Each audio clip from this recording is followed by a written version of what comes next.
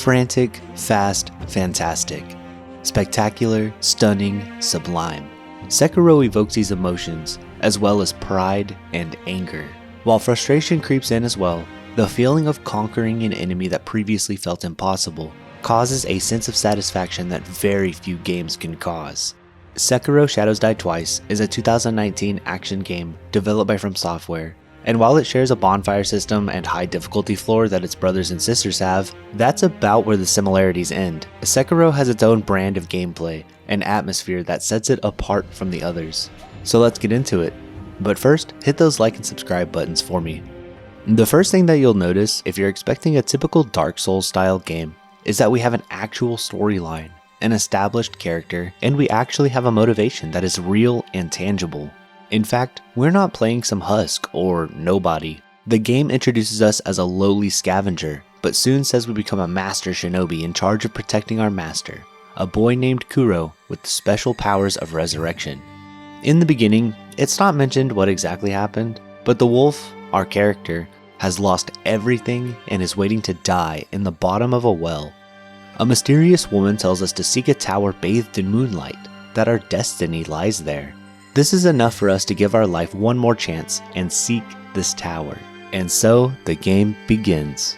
The first thing you'll notice is how snappy the combat is, and as the game progresses, your jaw is going to hit the floor with how much FromSoft pushes the system to the limit. The sound design of the swords clashing together is second to none, and the visceral feeling of the death blows taps into some primal caveman brain stuff that used to lie dormant until now. The ebb and flow of combat is so rhythmic and has an almost natural flow to it that it feels like music, and each enemy has a certain melody that you need to play in order to defeat them. If Persona 5 didn't already give me a new time-consuming hobby with the guitar, then I could totally see someone like myself getting into Kenjutsu after playing Sekiro, if nothing else than to scratch that dormant monkey brain itch. The core of the combat system is parrying with your katana. As you parry, your enemy's posture gauge fills. Once the gauge is full, you can redeem it for a death blow. Think of these as insta-kills. Some enemies die after one death blow, some have multiple that you have to chew through.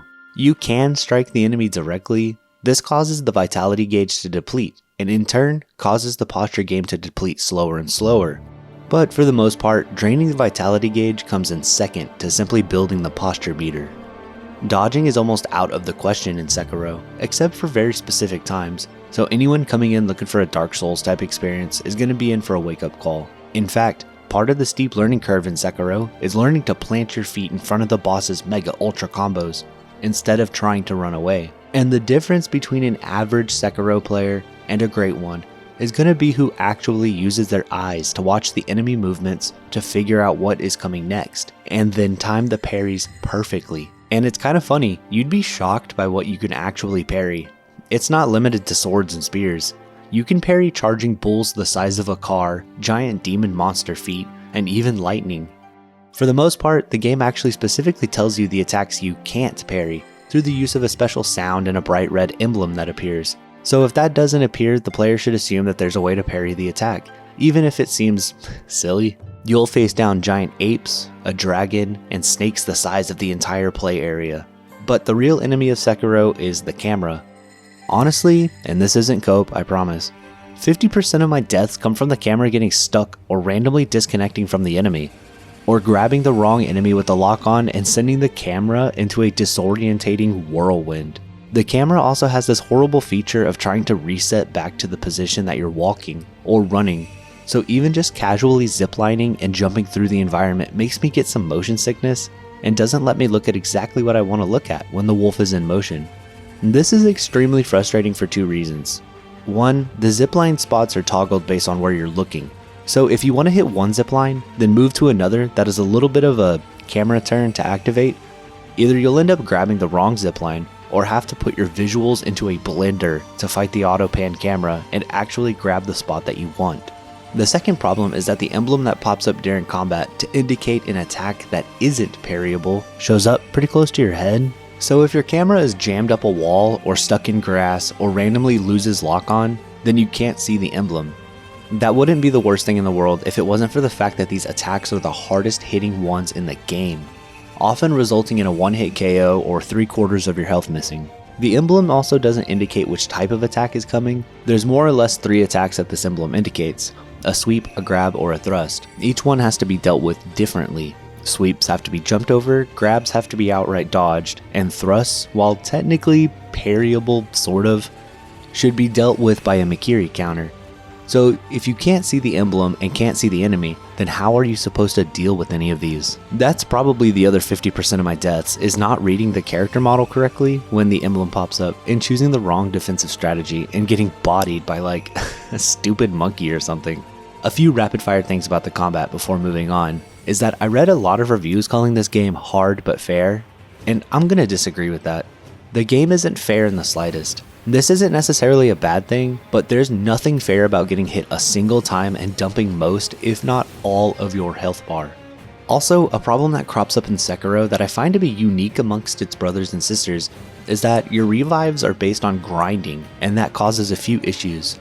The revive system is amazing, and a well-timed revive that turns the tide of a battle is better than doing narcotics. And throughout the moment-to-moment gameplay, you'll never find a problem with having enough revives to get you through most scenarios. The problem is 2 of your revives must be refilled by grinding enemies after you redeem them for whatever reason. This is a problem when learning boss encounters. Bosses in this game can kill you instantly. No problem, pop a revive because the first one comes back when you rest at a bonfire. But the other 1 or 2 revives are more time consuming to get. So a lot of the time when learning a boss encounter, you'll walk into the arena, get vaporized in the first couple seconds, revive, and then get vaporized again. You don't want to waste the second revive, so you allow yourself to die. This whole process is maybe 30 seconds long, and you'll do this over and over and over again until you can maybe make it to the second phase, where the moves are different, and a bunch of stuff changes, and if you've melted your first revive, so you may be tempted to use your second revive so you have more time to learn. If you do, you know you're going to have to grind for 10 minutes in between runs, so it gets really frustrating. I'm kind of rambling, so let me tighten this up. Learning bosses in Sekiro is more frustrating than other FromSoft games because the rapid time to die, consumable revives that require grinding to recover, and movesets that are so vast and can be strung together at random that most victories against boss fights the first time around are less of a player's skill increasing and more of luck being on your side and just knowing how to punish a couple moves over and over and over and over. These few negatives are vastly outweighed by the sheer joy it is to fight some of these people, and the swell of relief and pride after conquering a boss you previously felt impossible. If you play a new game plus, meeting these bosses again for a second time is like finding an old rival and trying to defeat them with more precision and grace. Okay, so let's move on, but first, if you're enjoying this retrospective, then hit like and subscribe. Inside of the moon-veiled tower we spoke of earlier, we find our charge, the boy Kuro. And as we begin our quest to protect him from those who seek to steal his blood of resurrection, we begin to discover something else that's fantastic about this game. The cutscenes, the overall atmosphere, music, and art direction of this game. There's something so entrancing about the cutscenes in this game. The overall gameplay is rapid and frantic, but when the more cinematic stuff is happening, the cutscenes are slow and methodical. I would almost say hypnotizing. Even when the intensity is rising, the characters drawing their swords are done with this solemn, artistic quietness. There's no yelling, no unnecessary dialogue. Take for example this cutscene revealing a literal dragon god, arguably the largest enemy in the game aside from the snake. In the presence of its splendor and divinity, the most intense thing happening on screen is this big ol' lightning bolt. Even when the dragon shows itself to us, the camera slowly pans and pulls back to him, quietly staring us down, and us doing the same. No screaming, no challenging, no dialogue. I love it. The combat and gameplay are completely opposite of the cutscenes, meaning it's visceral, loud, and in your face. Yet, I personally feel that the atmosphere of the gameplay still has a strange aura of dignity to it. I genuinely feel like the wolf, later called Sekiro, has no hatred towards the enemies that he faces, just a job to do. You can even see Sekiro almost showing respect to some of these enemies as he slays them. The in-between of encounters is usually quiet and solemn. Stalking down your prey is almost peaceful until you pull the trigger to attack. The beginning area gets this perfectly. Confrontations are blistering and loud, yet the hunting and stalking are reflective and calming. Hearing the wind whipping through the trees and the wolf's light steps across the snow with just enough music to fill out the rest of the soundscape? Check this out.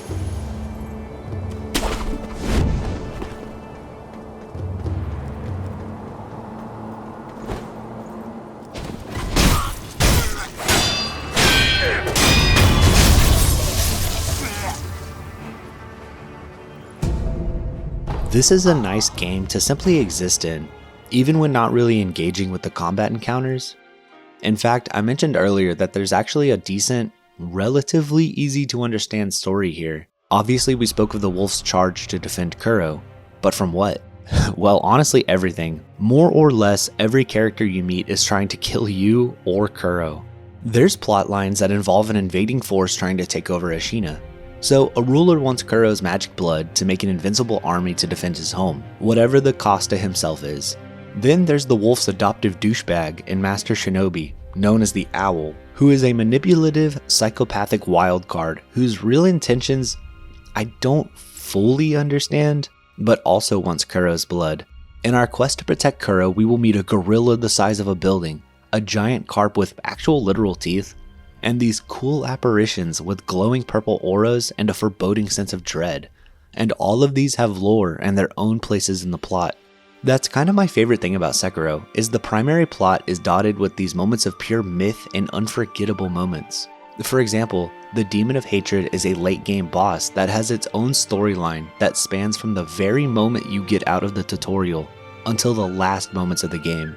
These mini stories are all told with quiet, contemplative cutscenes and breakneck gameplay. Both of these shrouded in a veil of respect and reverence of you, the player, the characters themselves, and the land that we play in. If you're liking what I'm saying, or have something that you'd like to say, let me know in the comments down below. What is your favorite part of Sekiro Shadows Die Twice? Also, while you're at it, go ahead and death blow those like and subscribe buttons. So one thing I will say that Sekiro shares with its brothers and sisters is that these stories are often nonsensical to progress through and feel almost unfriendly to players without a guide pulled open. For example, one of the endings relies on the players visiting a certain character within a specific moment of the story to see a little yellow prompt to eavesdrop on a conversation. This must be done multiple times at multiple locations. So even if on the off chance that you do go to these spots, the horrible camera could actually make it where you miss these prompts. There's another story of another child with resurrective powers that I guarantee you 90% of normal players couldn't progress to the end of her story without a guide. I've said it before in other videos, I think From Software relies too heavily on third-party guides and VatiVidya type YouTubers to get players through the hurdles of their insufficient storytelling devices. To clarify, I think Sekiro's stories are far easier to understand and enjoy than other From Software games, but the methods of actual gameplay to progress some of these stories are kind of obtuse and silly. When the last boss of the game kills you, he says, "Hesitation is defeat." I think that's the greatest message of Sekiro Shadows Die Twice. Many confrontations in this game come down to planting your feet solid and centering yourself for the whirlwind that's about to hit you. Much like the wolf, running from your problems in real life will result in very little progress. So becoming someone with a mindset of facing the world head on despite the fear and frustration will lead to conquering challenges you otherwise thought impossible. When it's all said and done, and you look back at that pup that was trapped in the well, if you're like me, you're going to be so much more proud of the person that you've become. Sekiro is the greatest thing to come out of From Software. I don't think Elden Ring or Dark Souls or Armored Core come close to what this game means to me and the triumph that you feel while playing it. All that's left to say now is, where is Sekiro 2 Journey to the West? Please hit those like and subscribe buttons for more retrospectives like this one.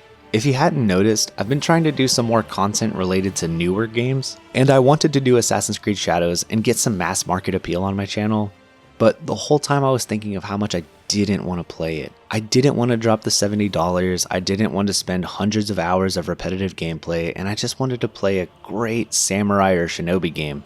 So if you're in the same boat as myself, Sekiro is the perfect scratch to that itch, my friend. So maybe Ghost of Tsushima next, huh? Maybe Red Dead, maybe Final Fantasy. What would you like me to play next? Let me know down below in the comments after hitting like and subscribe. Ropeburn, out.